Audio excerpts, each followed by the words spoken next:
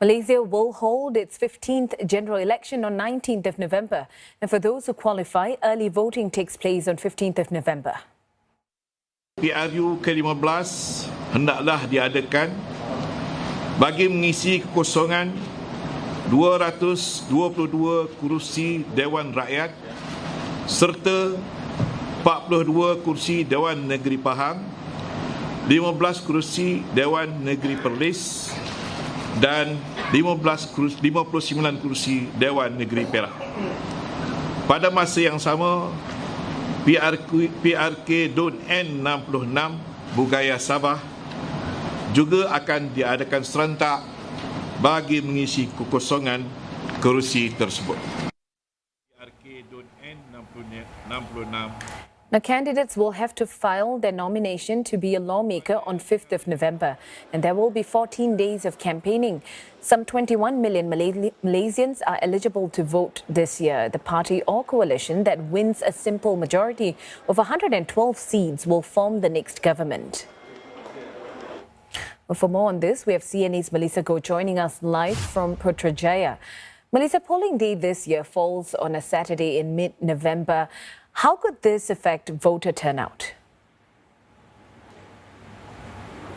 Well, first of all, the last election in 2018, polling day was on a Wednesday, and yet voters' turnout was all-time high at more than 80%. Now, voters back then, they were galvanized by a lot of issues. There was this huge scandal involving State Fund 1MDB and the unpopular goods and services tax. So voters were angry.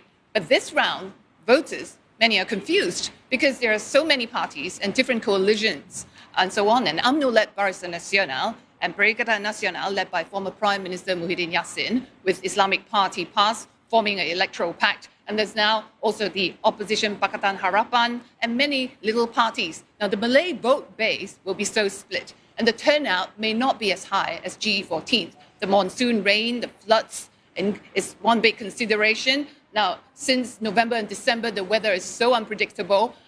Last December, Malaysia was gripped by devastating floods. Almost all states were hit. Now, if weather is bad, and this will definitely affect the voters' turnout. A low turnout is generally said to benefit the incumbents. But it all depends on the machineries on the ground on that day, how they spring into action and mobilize their voters to come out and vote. So it's going to be a challenge all round. Also, voters, as I mentioned, they are confused. So many will be lost to choose from. So there's 2 weeks campaigning period. Anything can happen in these 2 weeks, so we'll just have to wait and see. Now, Melissa, in the last general election, there were conditions put in place for postal voting. For example, only those who had lived in or returned to Malaysia for 30 days or more in the past 5 years could apply for postal voting. Has that been abolished, or would postal voters have enough time to cast their votes this time round? Well, there are said to be over 1 million Malaysians living overseas, and those aged 18 and above are now eligible to vote. Now, if they register in time for postal voting, registration has opened on October 10th when the parliament was dissolved, but it's going to close on October 23rd.